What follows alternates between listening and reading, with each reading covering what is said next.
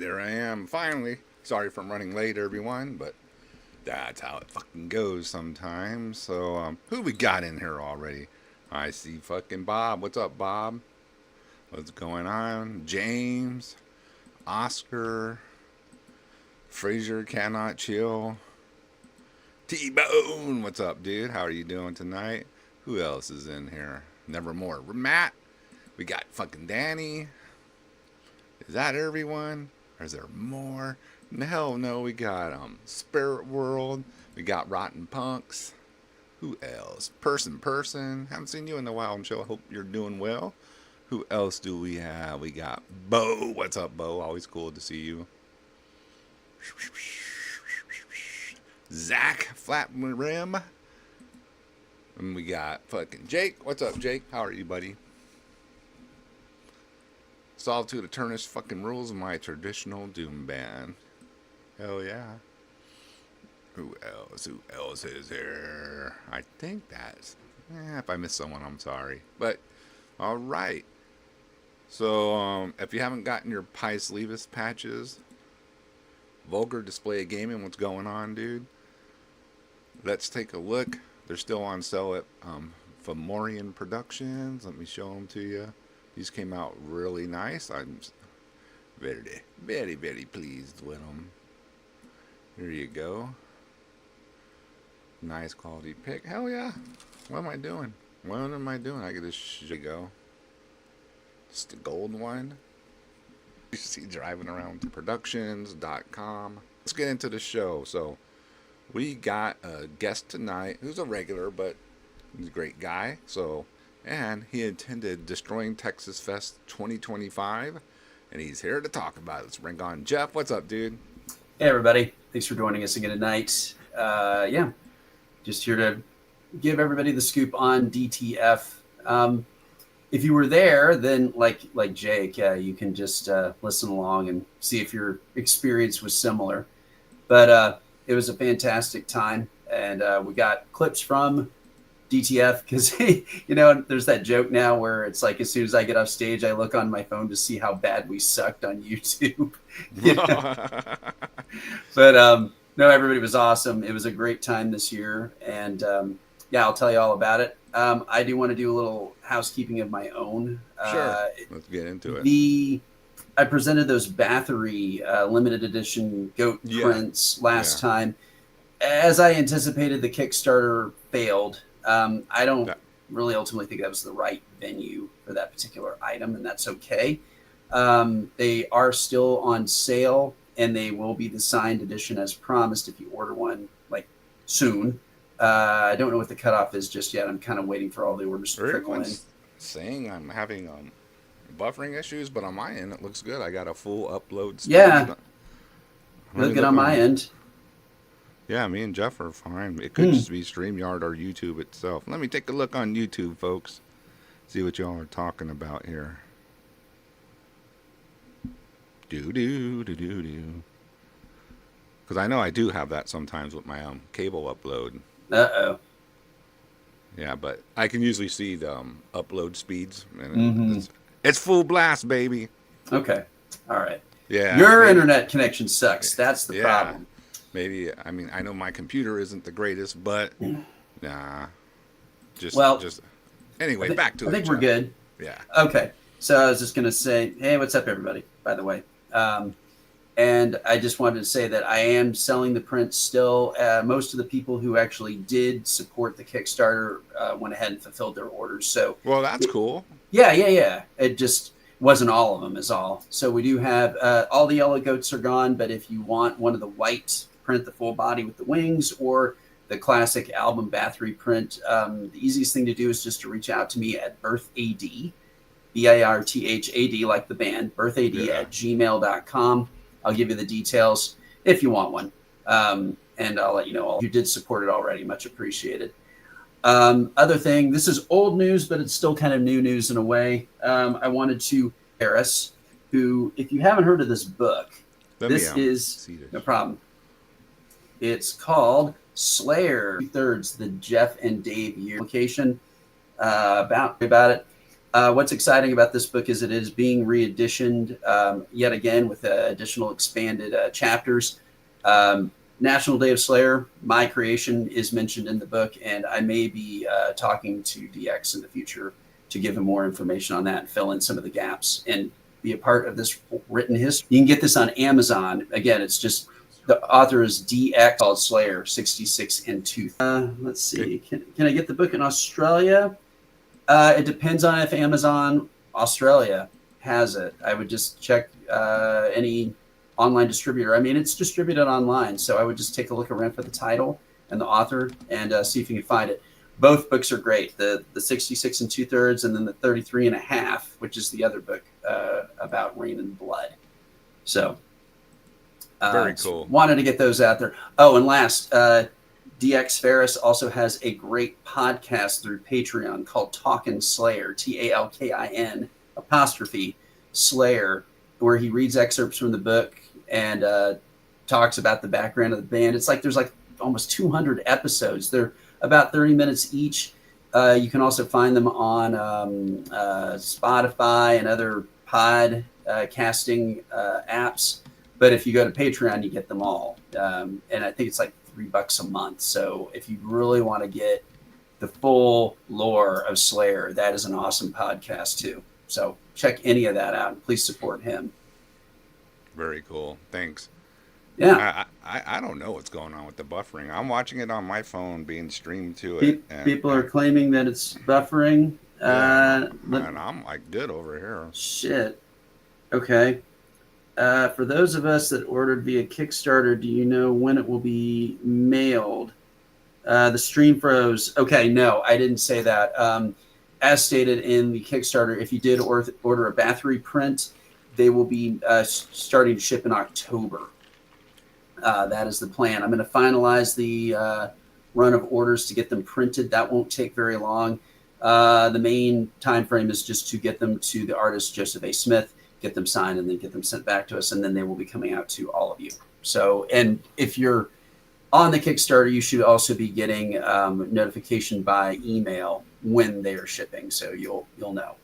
So don't worry about that. So that's very cool of you guys to still honor the people who ordered. That's very nice because usually that doesn't happen. Well, we want to just, I mean, the whole point of that thing was not to make a bunch of money because the overhead on it is not that huge. Like, or I shouldn't say the overhead, but the margin on those pieces is not that huge for what we're selling. Some of his art into people's hands who are fans of his work and can't afford one of his. We wanted to make it happen. We definitely wanted Yellow Goat people because those sold out instantly. So, we wanted to make good on that. Very cool. Yeah. Okay. Sorry. Go ahead. No, I'm sorry. I was going to say you went to see Insecticide, which was going on during DTF. Yes. How was that? Dude, they were so good. I mean, Insecticide's always good. Yes. I mean, they're total pros. They're like one of those bands that just know how to, bring a good damn show every night. Yes. But they were really on fire. Nice. That night. So good. Really tight, playing like they called it their greatest hit set, so they were playing all the good stuff. Nice. That's generally what they do, and I think that's just fine. I think it's such a mistaken concept for bands to have to come around and always play new material. I think when you've been around that long and you've got like stuff that you're known for, be it your demos or an album or whatever, I don't think there's anything wrong with doing that. Just showing up every couple of years, playing the hell out of those songs that everybody knows and everybody has a great time. It's like, why would SOD ever show up and play anything but the first album? Right. What was that? The Devil's Greatest Hits or whatever. Bigger Than the Devil. Yeah. Oh, that's so bad. Like, that's no one so wants to bad. hear that. Yeah. Like, Billy and MOD are still out there, right? I mean, didn't they play in San Antonio? No, they played with Insecticide played a thrash fest in the Valley the night before. And right. MOD was on that show. Yeah. Sweet. That's cool. Yeah. But they don't. MOD plays only the stuff you know. I mean, all the classics. Yeah, he knows what's up. Like, Why not? I mean, that's. Right. That's how you have a good Nothing's time. worse than when you go see like a legacy band and they decide to, to play like the mostly all the new album, and it's like, no, I get you want to play your new songs, but Yes. you got to give the fans what they want to at a point too. It's like, hey, you throw in one or two new songs and you play the hits. That's how it works. That's Yeah. how it should work. Especially When, when your new stuff isn't really like it's not that good. yeah. I mean, when we went to see Heaven and Hell, the last time Dio ever toured, glad we caught that, by the way. They were direct support for Judas Priest, and Heaven and Hell was unbelievable, of course.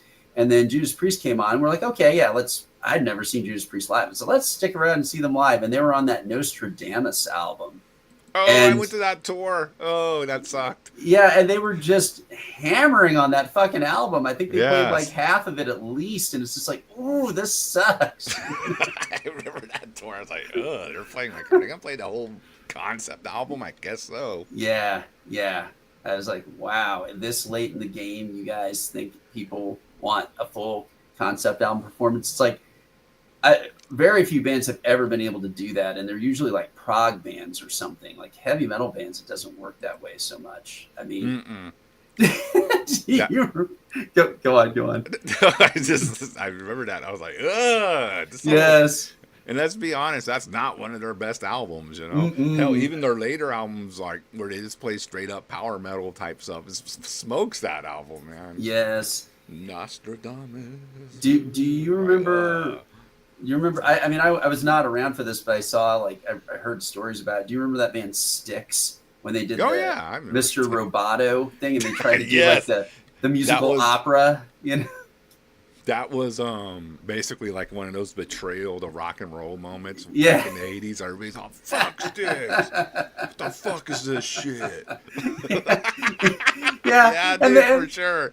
and then the singer was forcing the other band members to like do dialogue and stuff between the songs. It was supposed to be like a musical, and it like it failed terribly, and it sank the band, if I recall. And yeah, it's like, don't fucking do that, please. Just play your classics, Jesus Christ. It was like, I get what is this Joe? I don't know, but Into the Coven 69 says Mhm. Nostradamus was a good LP. In my opinion, it was classic Priest, and maybe it was a little too much classic Priest, like Sad Wings and maybe Prior or something. Yeah. And I mean, I like Sad Wings, but whatever.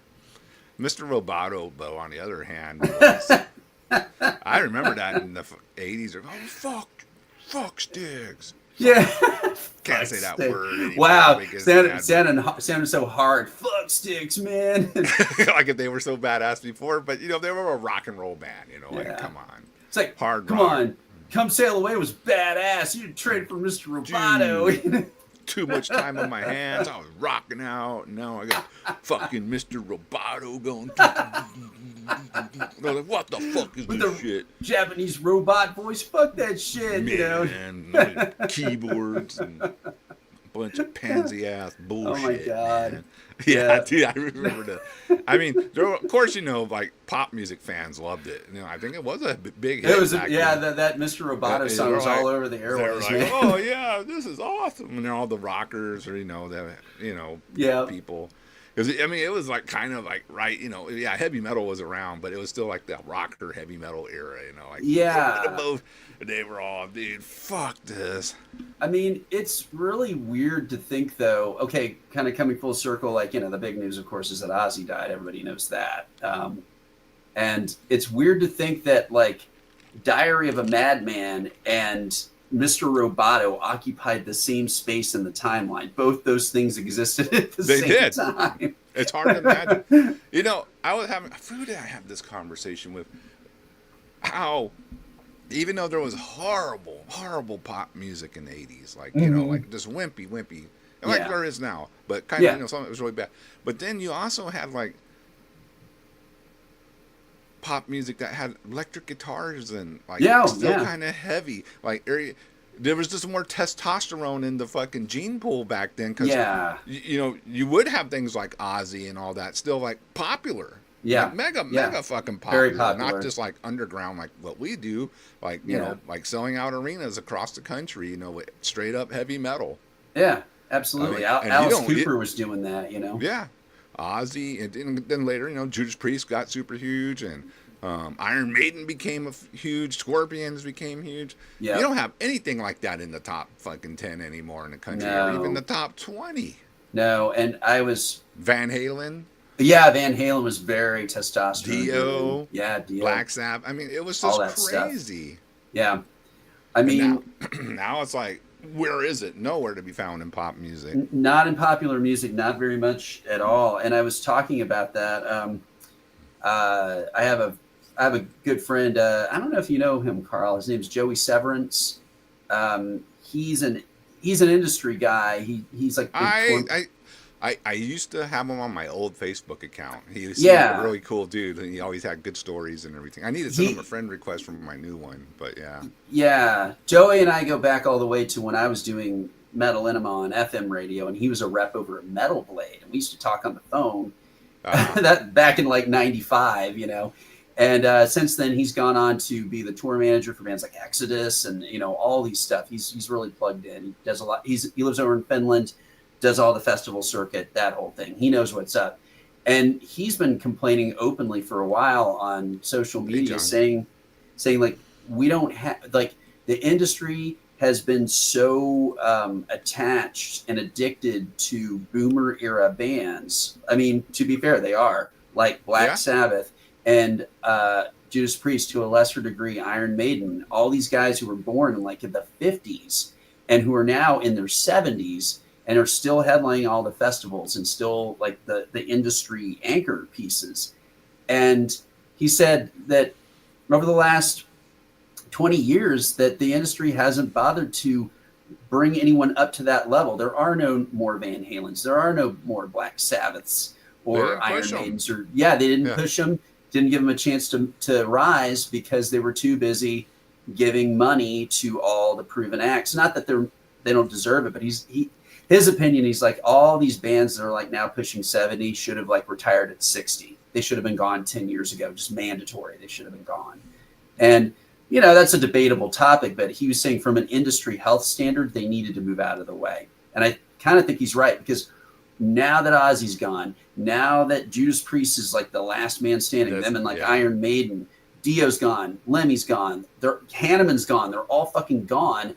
What's going to happen to like Wacken or Hellfest or any of these ones that really, really count on these old guard The big legacy warhorse bands bands? that come in Yeah. and headline the things. Yeah, Yeah. What are they going to do? Who's it going to be? I don't think there's a good answer to that. So we may see the ambient health of metal as a worldwide phenomenon take a real hit because it may in the next 10 years turn into more of a legacy phenomenon where everyone's still wearing an Iron Maiden shirt and still listening to Judas Priest or listening to Saxon or listening to Black Sabbath. And that's all great, but there won't be any new bands to carry that torch on that same scale ever again.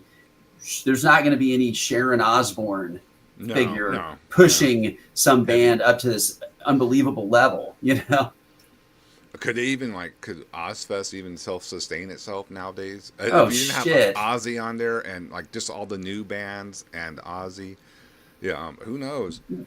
What do you think? Yeah, Slipknot's going to save us, yeah, yeah. I mean, like and that's true.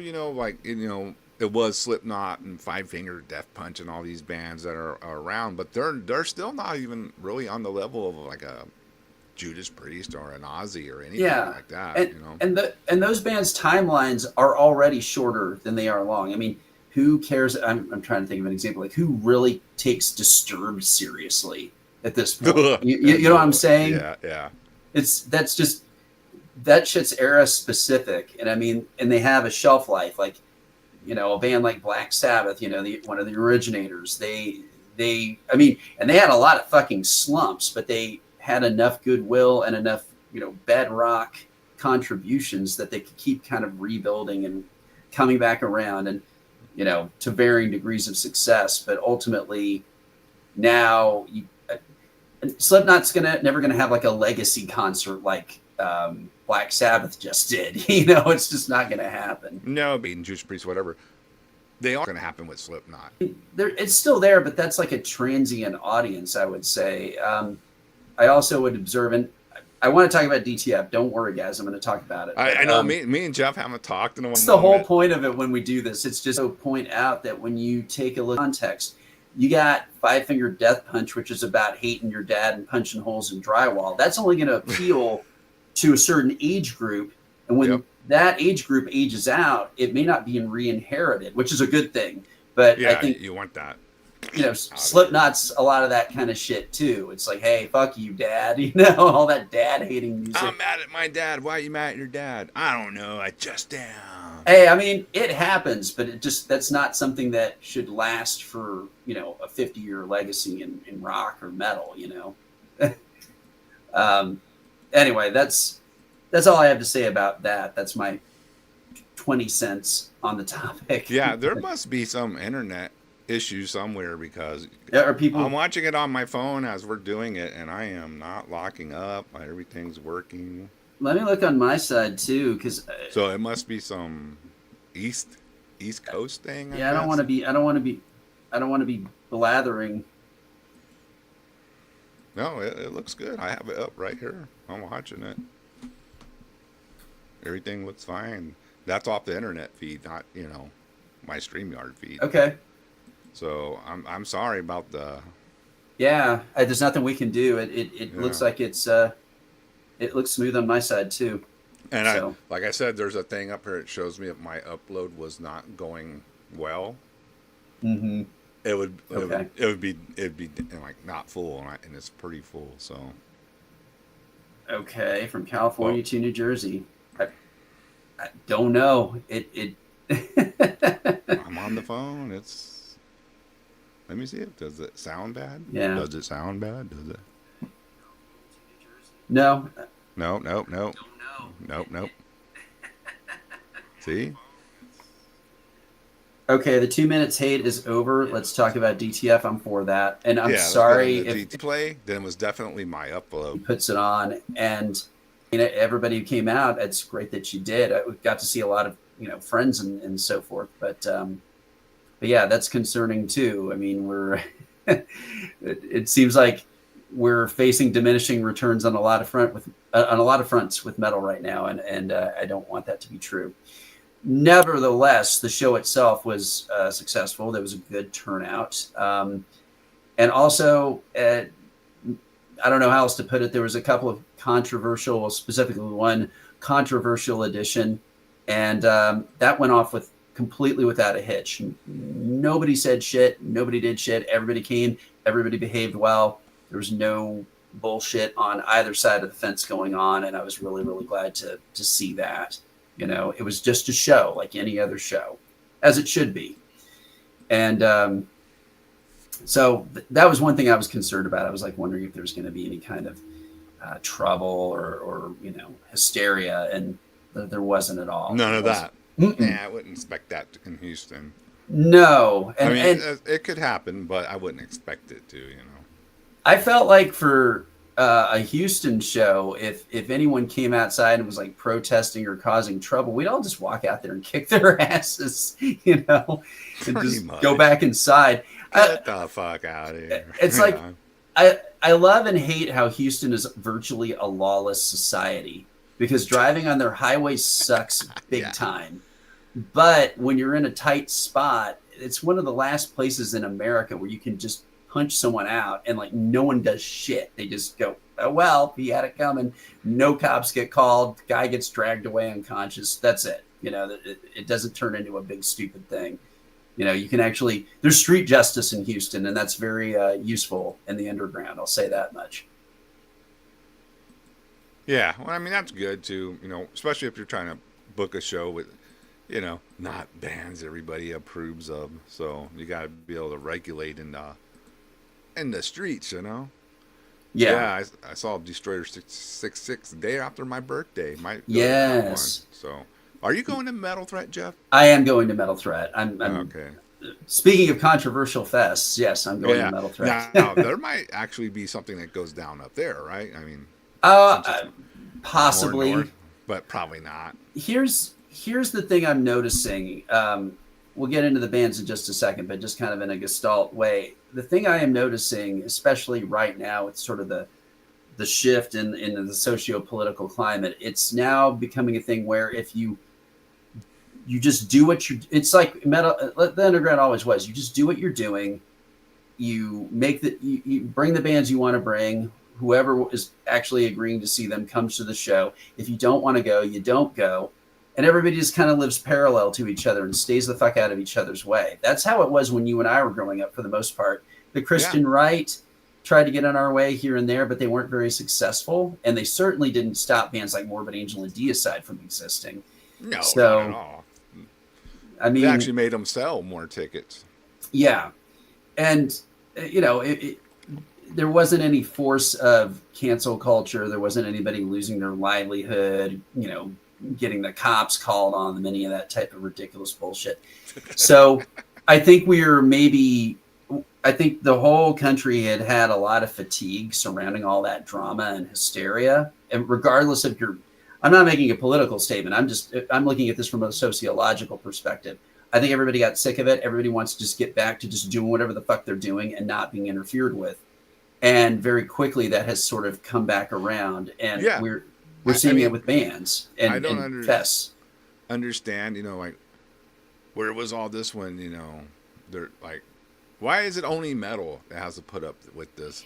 You got all type of horrible lyrics and rap music, you know. Yeah. I'm not being the boomer guy, but let's be real, you know, there is, and that doesn't happen there. Why is it only on metal? Man, that, you know, we got to deal with this fucking bullshit all the time, man. Like, dude, but whatever. Yourself.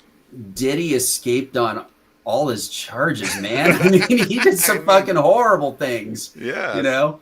Yeah. So, I mean, yeah, you're exactly right. But all I'm observing is that it's quite possible that Metal Threat will go off without a hitch because Paul Dunsky's just insisting on it and not worrying about what anybody thinks. And I think that's just the way we need to move forward, regardless of what kind of statement you're trying to make, is just don't worry about it. Say what you're trying to say, whatever it is. If people don't like it, they won't support it. Some people will complain. Just fucking ignore them, you know, and just make it happen. Do your thing, you know. Oh, look, Mike G coming in with the fucking answer. It's YouTube. The signal's buffering on other live stream channels, so it's a YouTube issue. Oh, that sucks. Great night for that. Yeah. So if you're friends with me on Facebook, you can watch it over there, or if you know me on Twitter, you can watch it over there if you want. Lord Necron, I forgot what I am on Twitter because I already ever use it. You can go over there and watch it. If not, just watch it on YouTube. I can't say that. No. It'll get me flagged.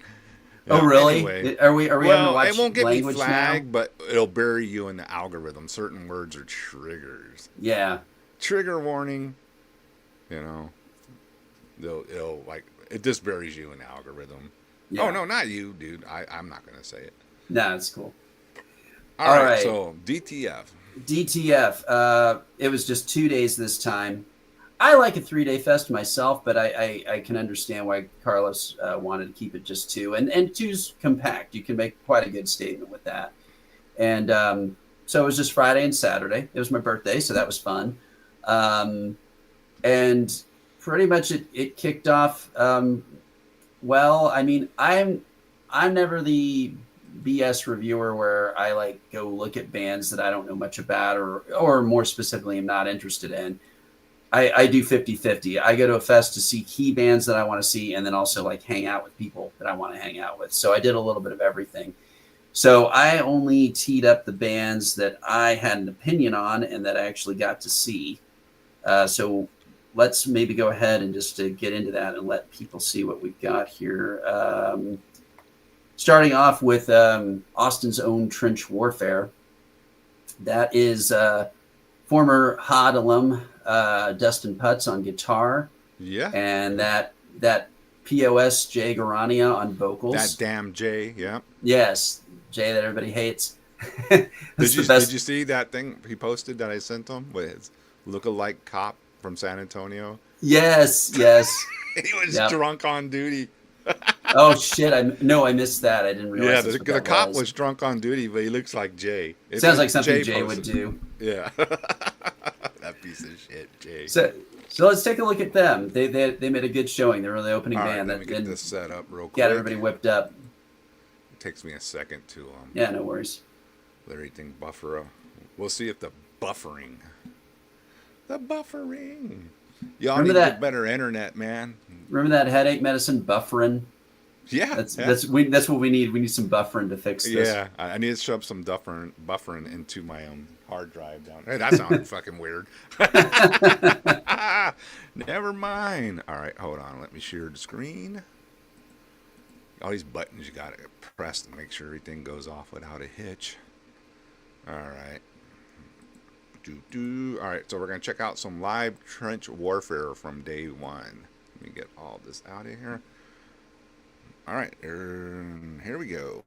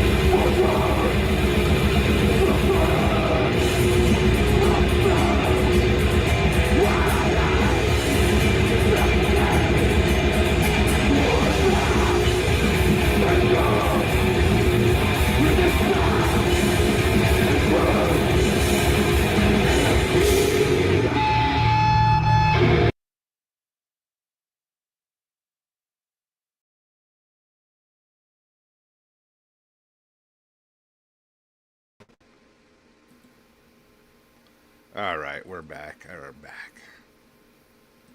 We are back. Oh shit!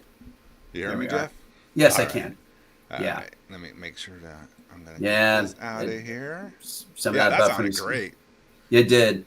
Some of that Yeah. buffering is going to cost us people, and I understand. I hope they'll be able to like rewatch it. Yeah, it should upload. Why am I talking like a fucking? I don't know. Uploaded great. It should upload great. Yeah.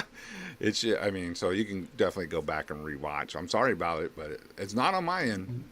Usually, I know when it's on my end because my cable fucking upload speed meter will be down at 0, and Mm-hmm. I'll be like, "Well, I'm fucked." Yeah, Yeah. but there's no So, lagging on my spectrum or anything, my cable. So mm-hmm.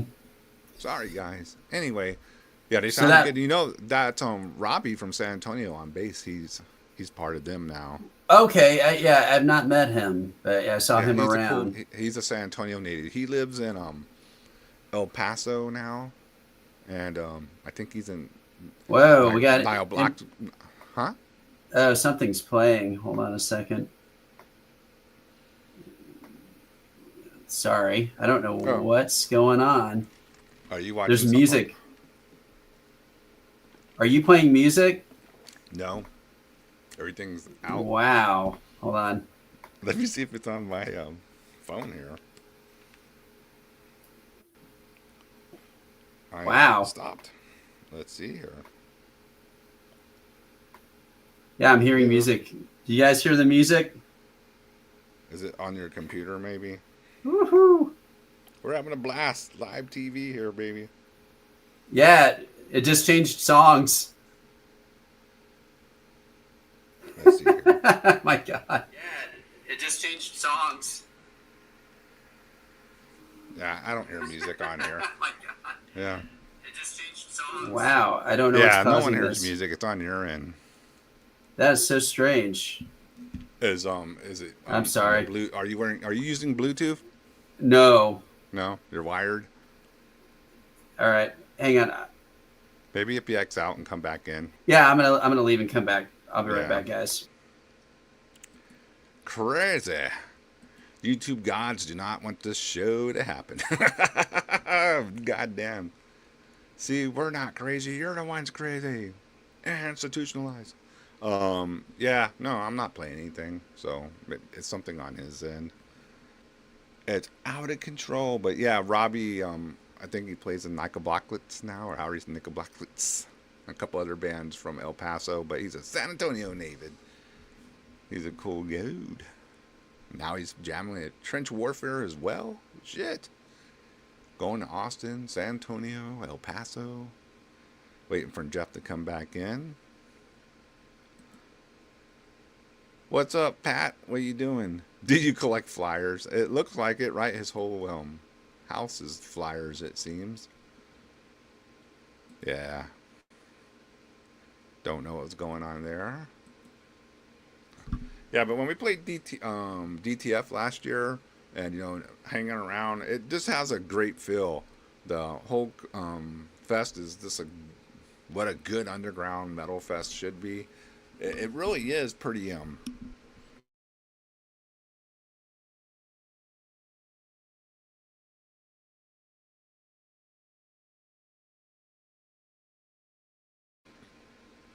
right, you should hear me now. Yeah, he really good vibe. Like it's just always good underground bands and all that. Always fucking cool show. All right, what his fans? Hey, Richard Carl. Yeah, I collect them. I hang them on the promo show flyers around town, and a couple each. Very cool. Yeah, he had 0 flyers. Yeah. So Carlos does keep a good It just I don't know, man. Just like the right people for the right show up. Poser free. Oh, community service. Damn it, Mike. What you get yourself into now? Okay, here Jeff comes back. Let's see if we got this solved. Yeah, it was on my end. It was like a tab that was open in the background. It was just like Something popped up probably and it locked. Yeah. All right, buddy. Okay. So where were Anyway, we? We were just talking about Trench Warfare opening Yeah, and their performance. yeah. They were good. Tony Guiyang, who is often mistaken for Caller of the Storms from Blasphemy, he was out with them this time. I'm not sure if it was due to work or something like that, but whatever. They still sounded good. They're on Nuclear War now, so support them. They've got an album out through Nuclear War now. So is it out? Or I don't know if it's out, honestly. Yeah. I thought it was due soon anyway. It seemed like it's been ready to come out for a while, but I haven't seen it. Okay. All right. I don't know the status then. I haven't been able to keep up, honestly. Okay, but, Jake says no. No. Okay, Jake would. Come on, you say get on the ball and get this Nuclear War release out for Trench, because you know it's going to rule. Yeah. Hell, that song they just played ripped. Yeah. They're in good form. Okay, so why don't we just keep going? Yeah. Next. Yes. Let's talk about these guys for a second. It's a band I really like. Right here on the shirt, Insecticide from Chile, and great band, great guys. They were the ones who produced the Imprecation show, that really awesome show we did in Chile. Oh, were they? Wow. Yes. I didn't know that. That was they did that on their own and made that happen, and that was just the greatest thing ever. Such a cool show. So it was really cool to have them back in Texas. They've played in Texas before. Carlos has brought them up previously. Yeah. And they're cool because they're one of those war metal bands that actually has riffs. It's not just the sort of the wall of sound cavern core thing where it's just kind of going the whole time. Yeah, I mean, I know what you mean, because I mean, I love war metal, but let's be real, a lot of it is really redundant of because like you said, cavernous riffs and open E's, and they don't go past the fifth string or the fifth fret. I mean, it's all up there. That's how it is. Yeah. And I love Blasphemy, but I don't need 20. Blasphemy has riffs, though. Yeah, Blasphemy has riffs. That's absolutely right. Yep. But yeah, so Insecticide absolutely bucks that. They're pummeling, but they've got really cool songs, and they're just great. I mean, they were the first band on Friday where the crowd really went berserk and started tearing things up, and that was really great to see. So you can see for yourself. We'll go ahead and play a clip from them now. Let me get this queued up. All right, let's check them out, Insecticide.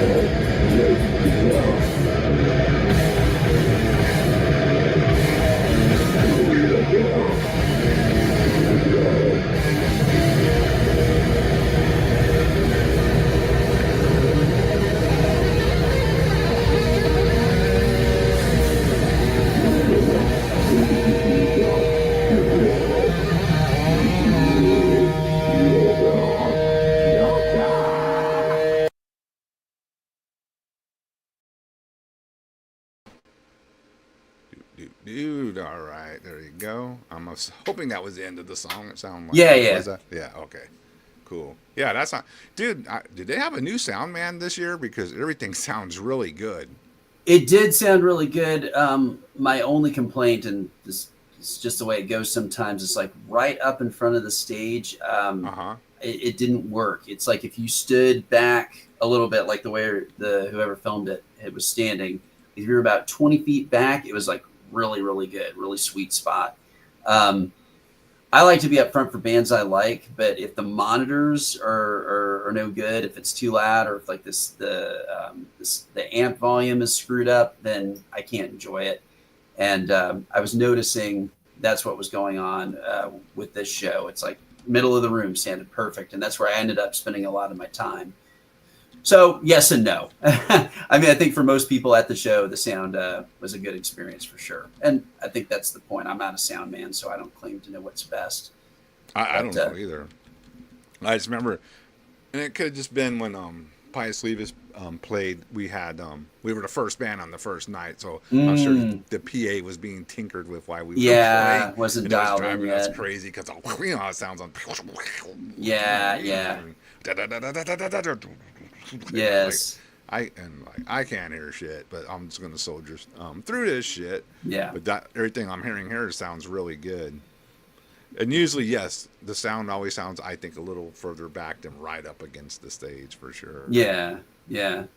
One thing I like about at DTF the last couple of times I've gone is it seems like Carlos has his own backline with the amps and stuff. He just puts it all out there and everybody just plugs in, which is really the way to go. But he's got an Ampeg for the bass amp, and no one bothers to adjust the levels on that thing. Like they just plug in and play however. And wherever it was. Yeah, and I feel like it's like sometimes that thing gets put up there and the knobs got all moved around when it was being like taken out of the truck or whatever. And no one bothers no one bothers to put everything at 12 o'clock or get a tone. So it's all just like do do do do do do. Everybody said. Like that happened even with like At War. It's like I had to move to the other side where the guitar amp was because, I mean, they played great, but that bass sound was just so plonky and I couldn't deal with it. I was like, oh, it's back, the plonky bass, So we got a question from Johnny Hellpreacher here. He says, "What do you think of Ejacutor since you got them confused with Ejacutor on Metal?" Yeah. Well. Educador is Spanish for someone who jerks off, and educador is Spanish for teacher. I bet you guys didn't know that, but I did like the Florida one. I got a couple of songs. I thought they were good. I didn't know anything about them clearly because I confused them with the one from Chile on my show, as Johnny aptly pointed out. I thought they were good. That has Harold from Caveman Cult in it. Yeah. It's the usual suspects. More hardcore kind of approach than Caveman Cult, I would say. Right, but I thought they were good. Like I said, I'm never insincere in my reviews in that I didn't really watch a whole lot of them. I caught like a couple of songs, and I was like, yeah, it's not bad. It's good in a different way from the Chilean version. So that's cool. Atomicide was a tough act to follow. They were like right in the middle of the set. Tough act to follow from there. But then, of course, there was the two main events on Friday night. Friday night, the headliners were really front-loaded because it was GBK and then Absu back to back. And and I didn't know this.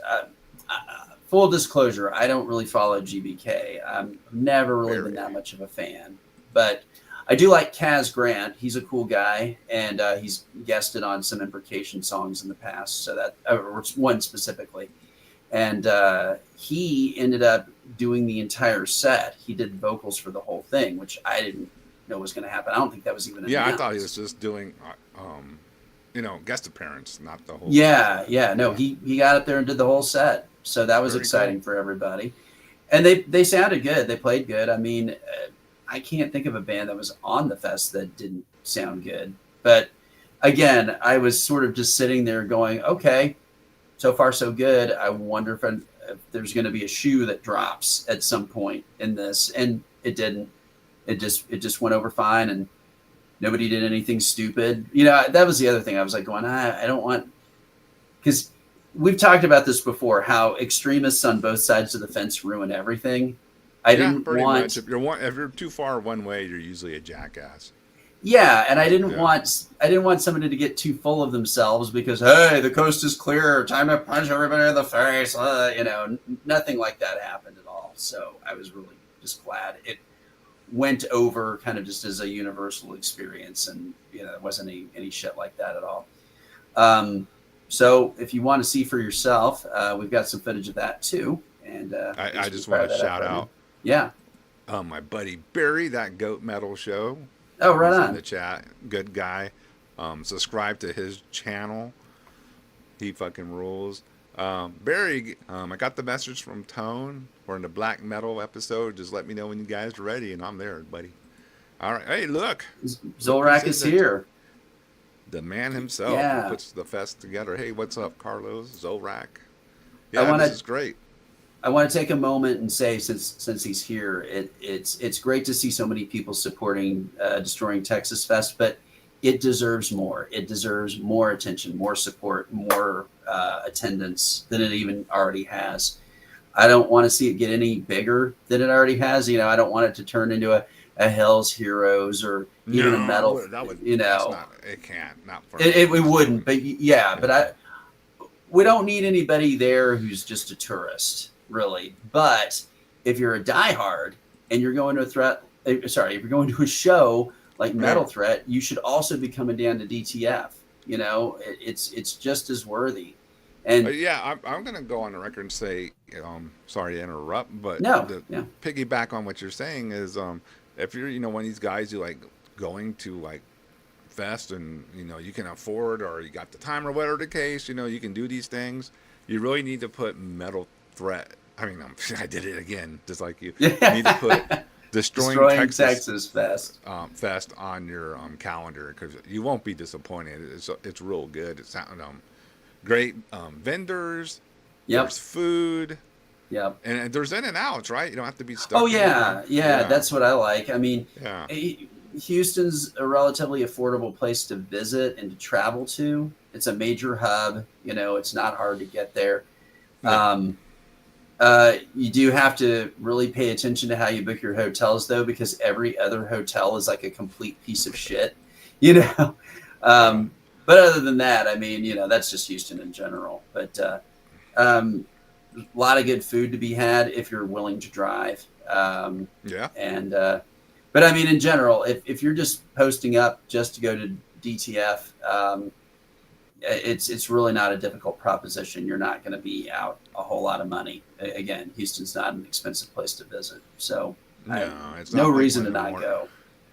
It's not like East Coast, West Coast expensive, where the bigger cities over there are. Yeah, exactly. All right, let's check out some Grand Belial's Key. Yeah, GBK. Absolutely. Let's see what all the controversy is about, Jeff. Well, you already saw, so let me see. I purposely haven't watched many lives because I knew we were doing this show, so I wanted to see for myself. All right.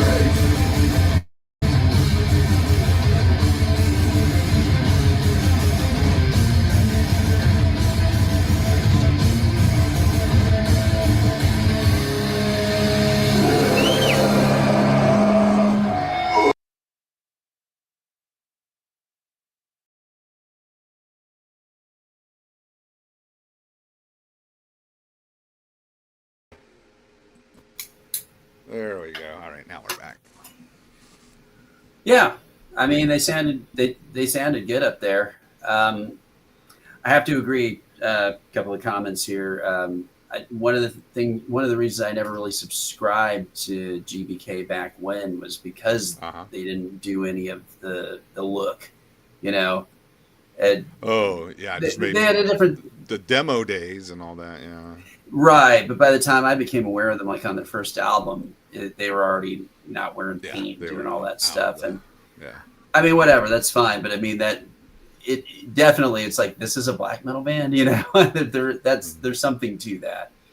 But yeah, like I said, I mean, the crowd was definitely into it, and that was definitely a feat by Carlos to make that happen. I have a running joke because this has happened before with GBK. It's like, yeah, you know, this whole show is going to end up on occurring on a sheet of plywood because that has happened before, you know. Ultimately, the show got canceled. Okay, let's go play on this sheet of plywood over I gotcha. Yeah. Yes. Someone's house or garage. Yeah.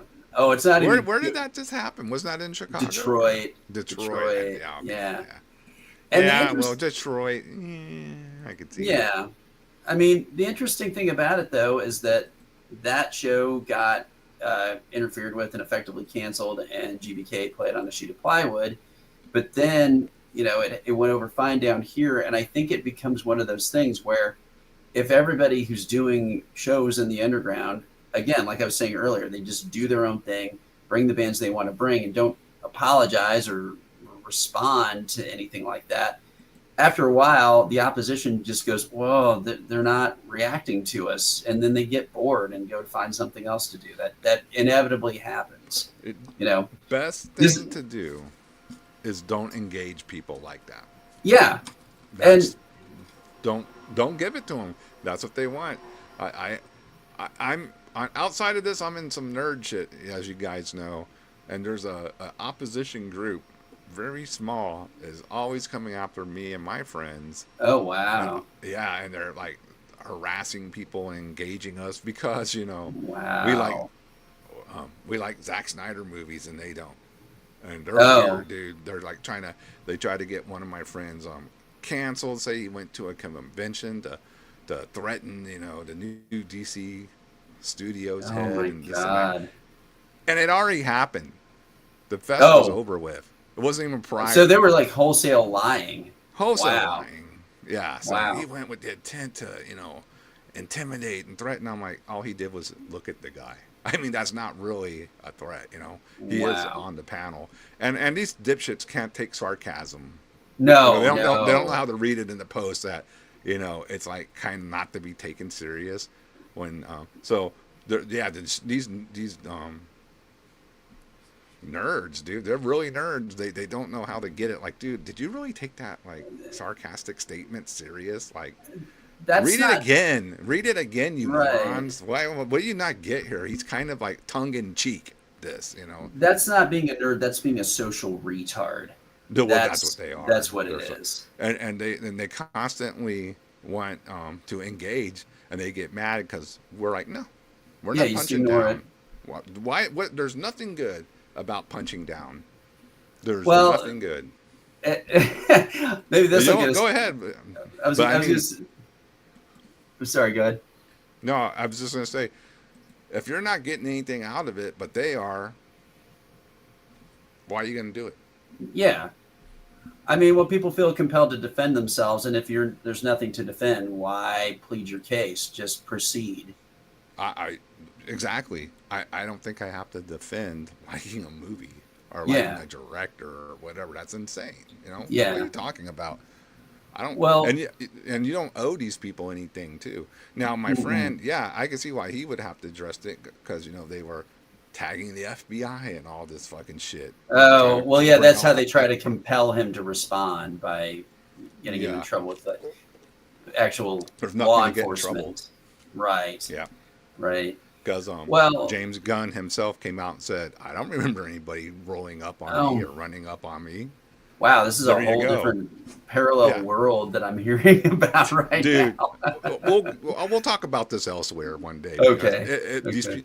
you want to talk about some cancel culture lunatics. Wow, Oh yeah, and fan culture is delusional. rampant. Yeah, cancel culture lunatics. Yeah, mentally ill social retards, and I mean, that was always true, even in the old days of fan culture and comic collecting and all that. But yeah, it's gotten fully malignant. But again, I think it's rolling back a little bit in the underground because again, it's like we're just forging ahead and going. We don't care how you feel about this. If you want to show up and hang out, you can, and just get with That's the program. yeah. That's my second point because they like to call you pussies and cowards because you don't want to deal with their retardedness. But Wow. Okay. all I'll say is, hey, so deal with that. Bring that same type of energy in the real world. That's all I can say Yeah. to that. Yeah. Hey, I'm not going to sit here and go on some dude's channel, who's been cussing me out and doing this and that before I even talked with him. You know what I mean? Like, nah, fuck Yeah. you. I'm not going to give you anything. But if we, I post where my shows are whenever I'm playing. If you feel the need to reach me in person, well, there they are. Come I on down. We'll have a discussion. I And used come to. with that disrespectful energy that you had prior to. Yes. We'll see how that goes. Exactly. I used to do this kind of at the height of Birth AD. That was when I was like kind of most forward facing, and I was just airing my opinions about bands and whatever else. Also, the burgeoning what became woke culture before that really fully set in. Yeah. And There's, people who were mad at me because of my opinions about certain bands that were sacred cows to them, even though I never really, unless it was Pantera, I never really minded. Yeah. I never did anything that bad. But Yeah. but still, no, people would just get upset because I just said this band isn't very good. I mean, and I would go to Maryland Death Fest, and in the middle of the day, I would post, high profile publicly on my Facebook. I'm like, anyone who's got a problem with me, anyone who wants to set me straight on my opinion, I am right here. Come on over. No one ever took me up on it. Yeah. So, and it's not like we're trying to be tough guys. No. We'll kick your ass. I'm just saying, hey, you here's your chance. Like you've been talking shit. I mean, I won't lie. I was prepared to zero anyone who came up to me if they were going to be that way about it. But if people know that you're not fucking around in that regard, they're not going to confront you in person. They're just not. So basically, what we're trying to say in is the internet's not real. So yeah, it isn't. It's not. What's real is the underground, and when it all comes together, when it's all those people in the room unified. Yep. Under one banner. That's what it is, and that's what it has always been, and that's what it will always be. I mean, kind of coming full circle to the passing of Ozzy Osbourne. You look at all those people who were physically in one place for the final show, and his funeral procession and all of that. None of that. I mean, yeah, that was shown online and all that type of thing, but like it was actual people there unified under this one banner in person experiencing this. And regardless of what it is, I mean, that's what it all comes down to, is just the realness of that moment with the people involved who care and who all share that same belief, whatever it may be. So you can try to make it difficult and you can malign people, but you ultimately, as we've seen with Destroying Texas Fest and some of these other festivals, you can't really wish it away. And you can't use the pressure of words over a fiber optic cable to ultimately kill it. It just will not die that way. It will not. No. It's people. I think the people who want it, they want it more than the people who don't. That's what I'm getting at. Yeah. Yep. That the passion and the belief of it cannot be overtaken by just naysaying, no matter how intense it is.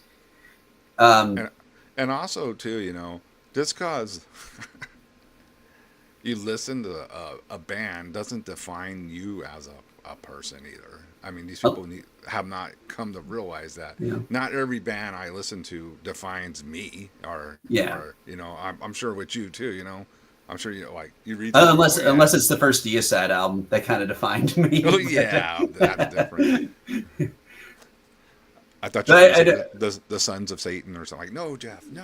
Yeah. No, but I understand what you mean. It's I mean, get over yourself. You go to watch a movie too. Oh my God, are you that movie now? I don't know, dude. Some people are though. That's the thing. I think maybe that's the great point. And I want to get to the next band, but I do want to observe. You're talking about fan culture and how that's really bad. And fan culture, those people are those products. They are Star Wars, or they are Harry Potter, or whatever the fuck they're obsessed with, because they don't have personality. So they do actually surrogate their personality onto these franchises. Yeah. And they think that's what we're doing with this music. They assume that if we like Graveland, we must be looking to start the Fourth Reich or something. And that's just not the case. Not at all. Actually. No, it's I mean, for the most part, just like some evil riffs, and cool imagery and whatever, I mean, ironically, I was just going to quickly say, for you to be like a bona fide Nazi, it apparently you have to listen to just the shittiest bands out there. It's like, I don't know what that is. It's like the worse the band, the sketchier it is in terms of actual like legit sketchiness. Some And of the sketchy bands are getting better though. I have to give them some some of credit. no, that's true, but it's just like it seems But I like know what you mean. I know exactly. it seems like the people who are the most virulent racists or whatever, Yeah. they Actually always listen. claim to. Yeah. Yeah, they always listen to the bands that are just the absolute shittiest. I don't know why that is, but it's not like, hey, you like, whatever. Think of a band that's got some controversy. You like Graveland? Nah, they're all right, but I like listen to like, Stab Master, Nazi Knife Commando. Okay, Aryan Force 88. Yeah, well, yeah, like something like that. I mean, whatever. Do whatever you want. I don't care. But I just noticed that, you always know who like the actual hardline for real self-identifying Nazi is at any given show when they show up with a T-shirt of like the shittiest band ever. Some one-man black metal project that where the guy mummified himself in like Nazi flags for like the group photo or whatever. I don't know. I mean, I'm kind of just riffing here. Don't get me wrong. Well, again, I don't look care. at this damn Frazier. Frazier told person. Frazier is a racist. He said, I get browner every time I see him. Damn it, Frazier. That's not very nice of you. Man, wow. Don't have any comment on that. He's all, whatever. Well, that's the right attitude is, whatever. Of course. Frazier joking. Yeah. They're all joking. All right, let's talk about this headliner on Friday night. Speaking of bands that you can't kill, it's Absu. And specifically, I mean that because Prescriptor McGovern, of course, has shown an incredible amount of fortitude by rebooting that band, I think officially now 3 times. 4 times, effectively. And because, he then went into the Absu mode for a little bit. By the way, in case anyone's wondering, from my understanding, and I'm not going to get too much into it because it's not my place to talk about it. And maybe we talked about it on the Tribute to Absu show as it was. That whole Absu thing was primarily because there was a legal question about the ownership of the rights because Absu and also Aversifera, among many other bands, we were on Candlelight Records, and that got bought out by Universal Records. That monstrous that's why he couldn't label. use it. Yeah. Yes. Yeah. Lots of money behind it. Yeah. So there wasn't any other reason behind that. There was nothing nefarious and nothing that you may have heard about. Any other accusatory, slanderous bullshit. Behind that, it was just a legal question that has since been settled, which is why Absu is back in action. Absu is back, yeah, and it was really great because if you aren't keeping score, Prescriptor is fronting now. He's not playing drums. It's Zemiel, the band Zemiel, backing him, and Zemiel and Absu, if you didn't know this, they're kind of component bands and always have been. They have a sound in common. They've always been really tight. Equitant designed their logo, Zemiel's logo, among other things. So they've always known each other and always think each other very prominently in each other's albums. So that alliance was always there. That's not a new thing by any stretch. And it's also cool because Ray Heflin, Equitant himself, he was there with Prescriptor and Zemiel at the show, so that was really cool to see him. And always cool when Equitant Ray is around. He's one of the coolest dudes around in the whole underground scene. I like Ray. He's fucking awesome. Yeah, he's a great guy. And I was teasing him. He designed the Pius logo, by the way. Yeah, he did. And he designed the Trenchant logo. Took the old logo Swarngold made and made it even better, as you can. Yes, yeah, he's a great artist. I was teasing him. I don't know, you know me. I don't really drink, and I was going. I'm gonna get drunk and then start yelling at you about how you're supposed to be up there playing with them tonight. But oh shit, it's we can talk about it more. I've got some observations about the performance right out of the gates. I can say it was really, really great, and everybody really enjoyed it. So let's just take a look at it now and see what was up. Yeah, let me get this set up. Let's check out some Absu live from Destroying Texas Fest 2025.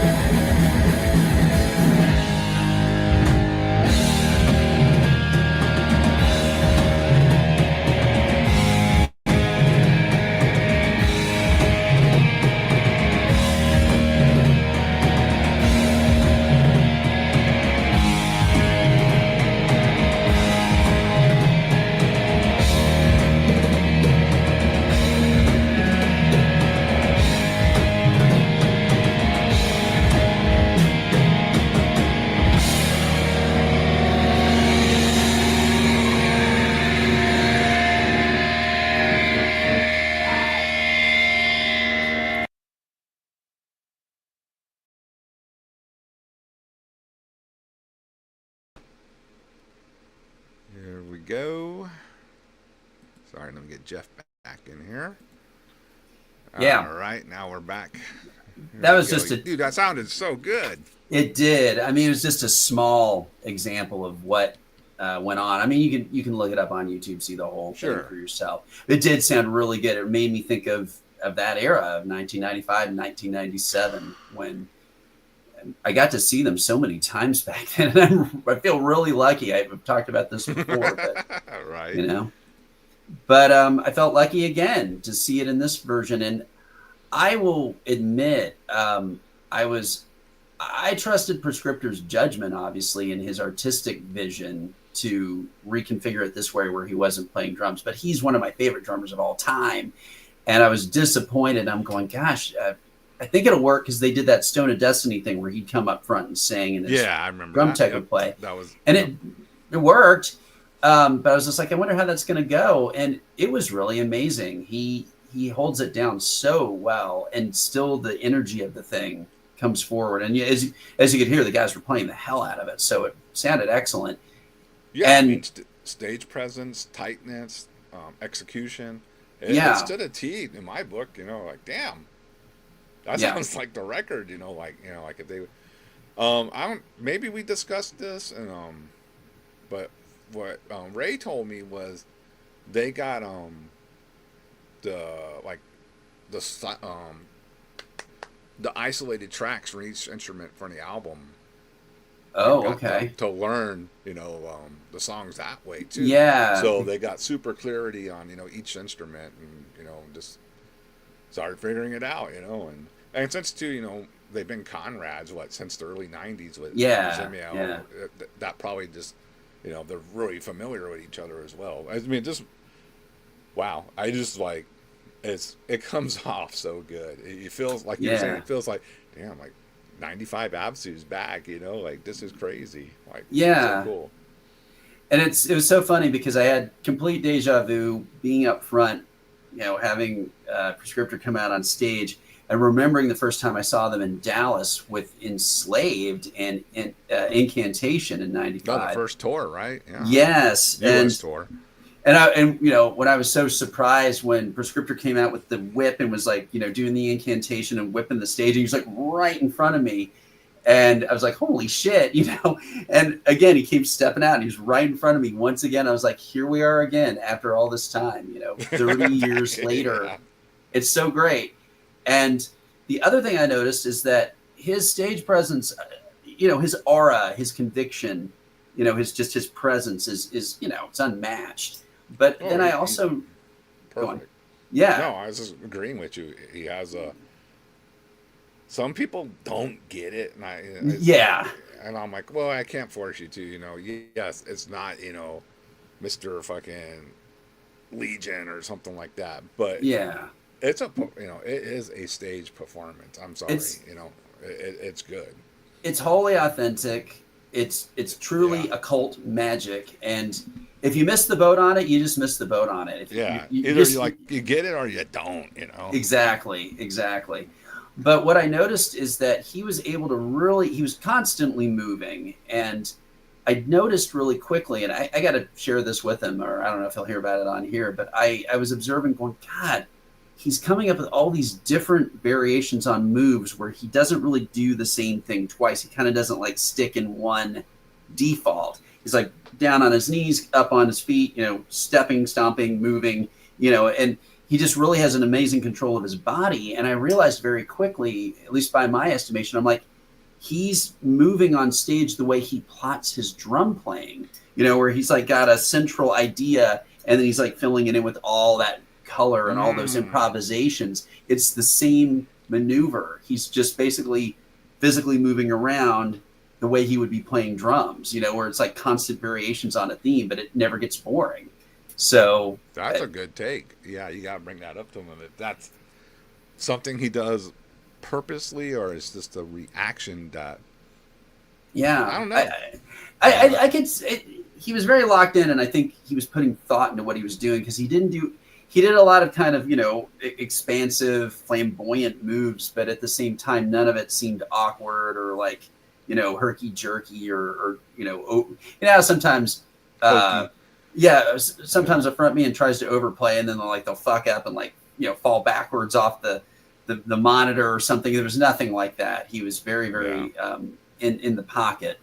So I think he just has. I think he was just, like I said, he was exploring the space on the stage the way he's always explored the space on his kit, and I think there's a lot to that. So if you missed it, you need to take your next opportunity to see it. I don't know when it's going to happen again in the States because, Zimio, they all live in Greece. It's not like it's in the backyard anymore. And and I just want to point out to some people that probably don't know or they think they got it all figured out. Yeah. Prescriptor always has a beautiful lady in his life. So I'm just going to put that out there. Okay. Yeah. I see what some of the chatters are hinting at in here, and I'm like, no. Oh, no. Yeah. And you know what? I think we touched on that a little bit last time we had the Absu episode. That has always been a thing because, he's a very unconventional, very flamboyant and showy performer. And So, I mean, not that it would matter anyway, but Not that there's anything wrong with that. No, exactly. I'm doing but yeah, but I mean, but yeah, But yeah, I just want to say, hey, every time I see him with one of his ladies, like they're always very good looking. Well, yeah.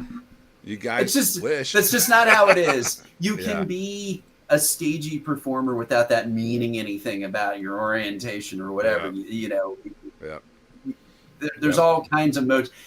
We used to have this back when we had like legitimate theater. There was like these great performers, and you didn't go, "Whoa, wow, he must be light and loafers. Look at the way he performs." It's like, no, not really, not necessarily. And is beyond the physical world. That's a good point. That is totally it. I think that's well said. So, anyway, I mean, they fucking rule.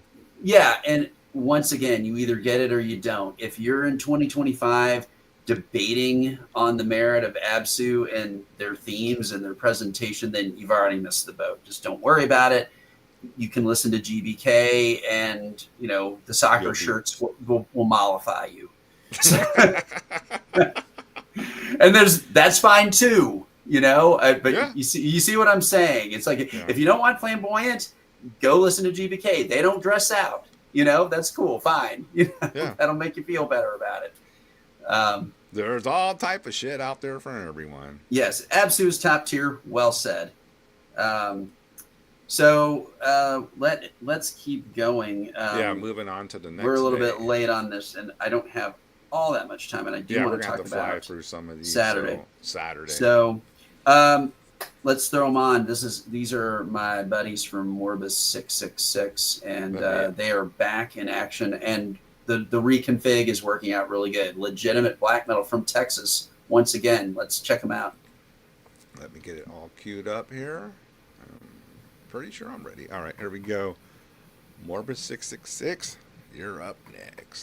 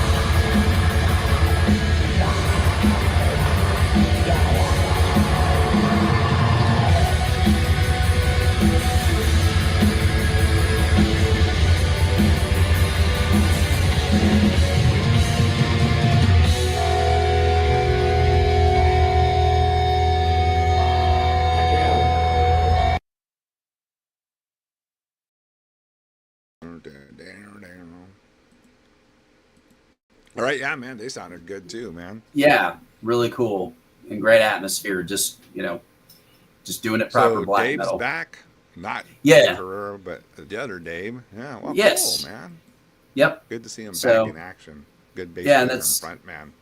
yes, and that's Steve Vaughn on second guitar, who also filled in. He's in Wolf Skull, among other things, and then he also Yep. filled in for Nick when we went to play Chile, and he did a great job. And then that's Oh shit. also Ryan Frerking, also of Neither or Nither. I don't know which. I always say Neither, but I think it's Nither. Yeah.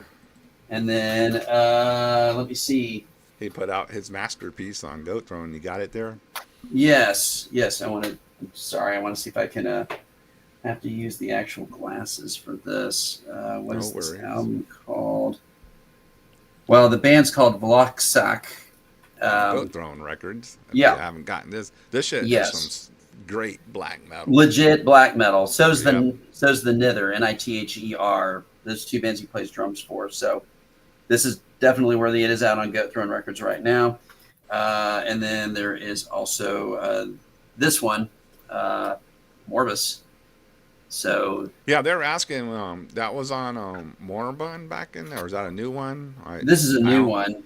I never got. Is that with the new lineup? Yeah, I believe so. Yes, it is. This is just a Okay, what EP. label is it out? Oh, God. Does it say, or is it self-released? I think it might be self-released. Let me take a look. Okay. Yeah, it is self-released, as far as I can tell. Yeah, it's self-released, so you can get it from the band. Who I don't have any contact info for them, but just look it up. The internet tells you everything, except it's getting enshittified by AI. So anyway, Yeah, it's pretty shitty already.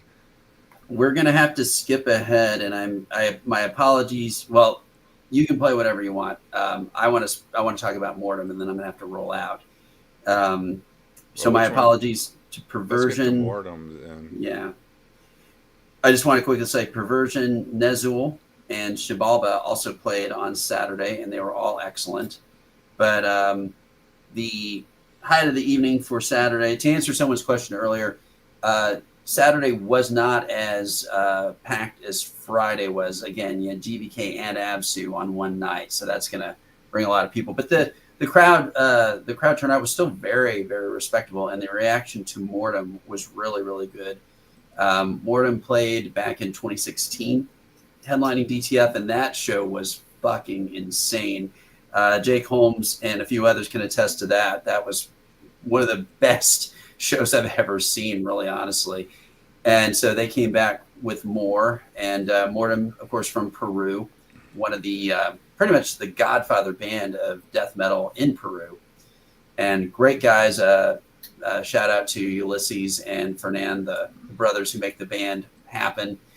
And my favorite thing about that band, among other things, is that they communicate almost exclusively in dive bombs. They just abuse the hell out of their tremolo bars. Yes. Yeah.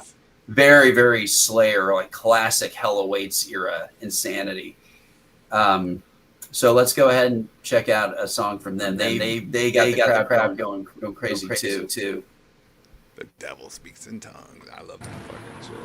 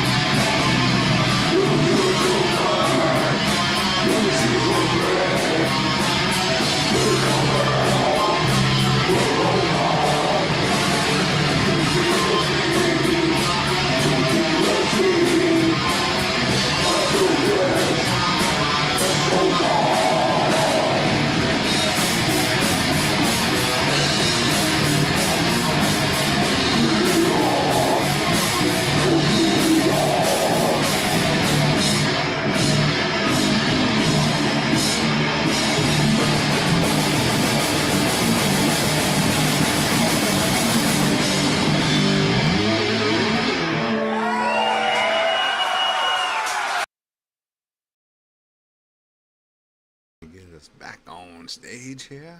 Yeah. Yeah, I mean that's just one of those bands that are just gonna be good. Yeah. They've been Yeah. around forever. They're fucking solid. They know what they're doing. Good shit, man. Yeah. Shout out Don't to tell me your Metal experience Leather watching the whole Loudness. thing. Oh Yeah, I yeah. was gonna say Ruben is great for documenting the scene lately. You need to subscribe to his channel as well. Yeah. His footage is really Metal, good. Leather, and Loudness. Fucking really good shit. He's always out taping shows, man.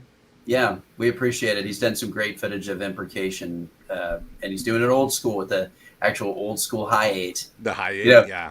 Yeah. Yeah. It looks cool too. I like that old school effect, Well, I mean, it is. It is old Yep. school. People think he's just using a filter. He's not. He's actually using a proper old school camera. Yeah, it's a high 8. Yeah. I'm sure finding those tapes are getting tough, but No I'm shit. glad he does it. I know. Yeah. Fruit Don't has a use the problem same with one that. over and over and then He probably does, yeah, destroying the probably- evidence. Dump it down on a file somewhere. I don't know. Yes. Anyway, support Mortem. Their most recent album, I think, came out in 2016, 2017, I think. It's called Danos Necromantis. But then they have other classic albums like Devil Speaks in Tongues. And I mean, Yeah, they've got that's a the one whole I'm bunch most of stuff. familiar with. Yeah. Yep. Yeah. So, no, they're great. Cool guys, great band. Like I said, one of the godfathers of the South American death metal scene and still going and killing it. So I wanted to just say again, if you went, congratulations for supporting one of the best festivals around for underground dedication. Please continue to support it. It will be happening next year. It's already being pre-announced for the end of July of 2026. So you have an opportunity to make good on this. Come to Texas, be hot. Luckily at BFE, there's some pretty decent air conditioner. It gets a little overwhelmed once the room gets packed, but it's still pretty good by Houston standards in terms By of club standards. I have to agree. Yeah. 'Cause usually clubs in Texas in July and August are hot as fuck, even when the air conditioners are trying. But they managed to keep it pretty cool. So there's this one. Oh yeah, there's this one duct that's right next to the merch tables, and I just go stand by the merch tables, watch the boss spraying me. Yep. But yeah, it was a real success once again. Again, cheers to Zolrak for all of his efforts in making it possible. I love going. I love supporting it. I always have a great time there. So you will too if you come down, and you'll get to meet all of us luminaries. If you've never come to Texas before and you're wondering, you meet everybody in Imprecation. Yeah. We all come out, I might go to next year's because it'll be the 20th anniversary of playing what I believe the first or second one of my old band that shall remain nameless. Yes. But 20 years, that's quite a feat for Carlos to keep it going that long. It just seems to get bigger and better each time, man. Wow. We should codename the old band and just refer to it as Porn Star. Porn Star. Porn Star. Yeah. Actually, that I don't know if dresses that's it a good one. Yeah, he might. Gives it too much credit at this point, I would say. But well, I just like what Fraser says. Corn spawn. Yeah. Corn spawn. Yeah. Anyway, he was yelling that at me when I was in Hot. I'm like, Fraser, and I don't even know fucking band anymore. Yes. Come on, you got to come up with something else, man. Yeah. Like Fraser. Anyway. Yeah. So that was it, and thanks for listening to me philosophize about the death of legacy metal for half an hour or two. It's nice to see everybody. Thanks for chatting. Thanks for you got one of your friends in here, Jeff. Hey, Luis. Yes, sir. You guys killed it. Support Atomicide. Fuck yeah, right here. So, and you'll see Atomicide again, probably in some capacity with Imprecation. We're already talking about a way to make that happen. Oh, fuck yeah. Cool. So, yeah. But, all right, everyone. Well, thank you for joining us. I don't know, Carl, if you're going to keep the show running, but I'm going to step out. So yeah, I think I might play one or two of the videos that we didn't get to. Yeah, please do. We can do that and give some of the bands. Hell yeah. Some looks why people are still in here because we still got a decent crowd. Why not? Yeah. All right. Good night, everybody. Thanks, Jeff. Thanks for your time. Thank you, Carl. See ya. All right, take it easy. All right, there we go. That was Jeff Tandy giving us a report of the great Destroying Texas Fest. If you at least try to make one in your life if you haven't been to it, because it is a great fucking fest that happens here in Texas, and you want to go to like I know it's easy to say a real underground fest, but in my long years of experience, it really is nice, a real underground fest. Kind of reminds me of the early days of the Sacrifice Fest here in San Antonio. Just that type of vibe. There's people who are really into it, for the most part. So that's always nice. All right, I wanted to see some Nexul. I want to see how they're doing. So let's check them out. Let me get this queued up for you guys real quick. I think Rob's in this band again. No, damn it! Keep jumping on me. Here we go. Give me a second. Do. All right, should be ready to go. Let's check out. Check out some Nexul from El Paso.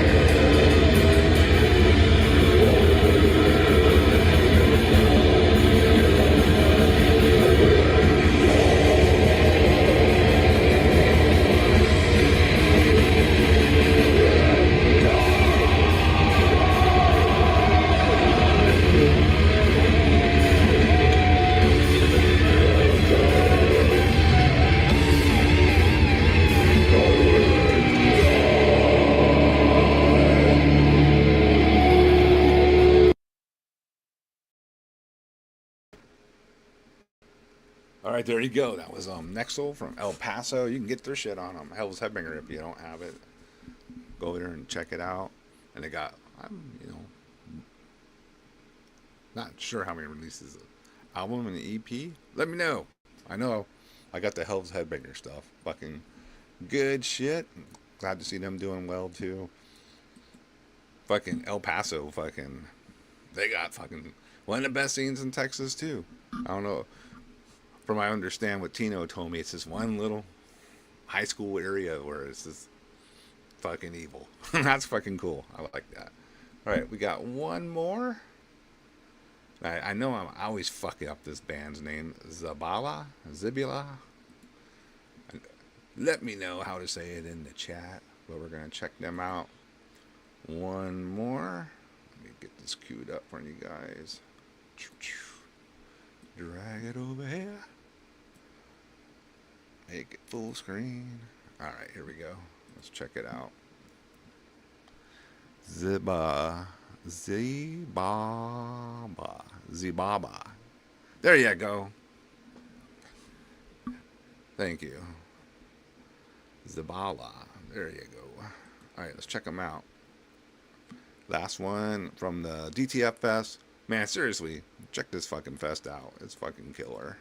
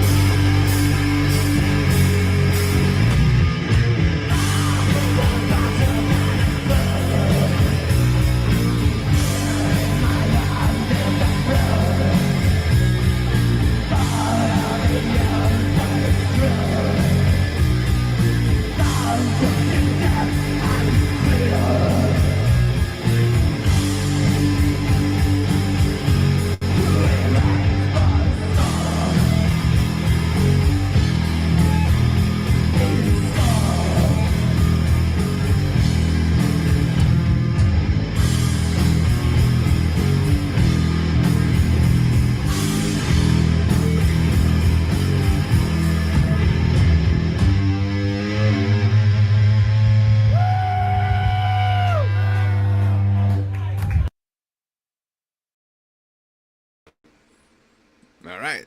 Z-Baba.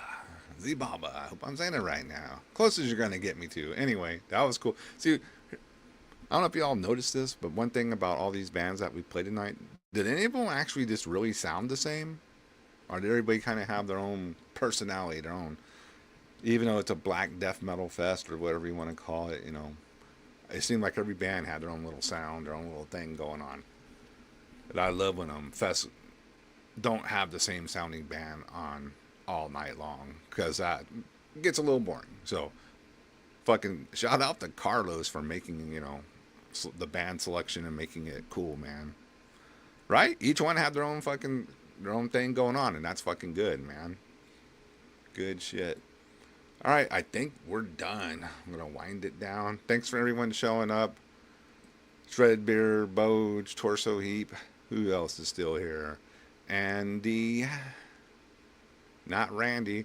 Super Coven, you look new. Thanks for coming by. Jake.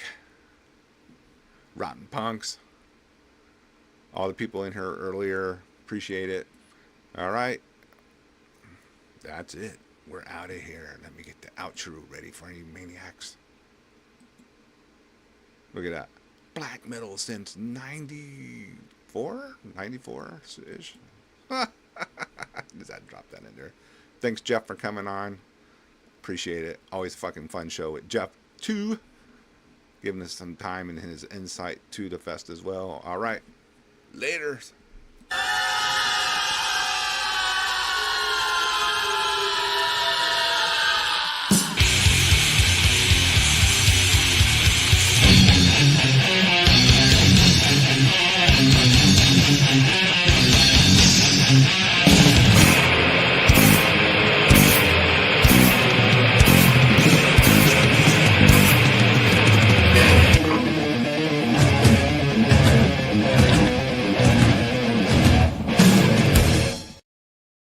What is light without dark?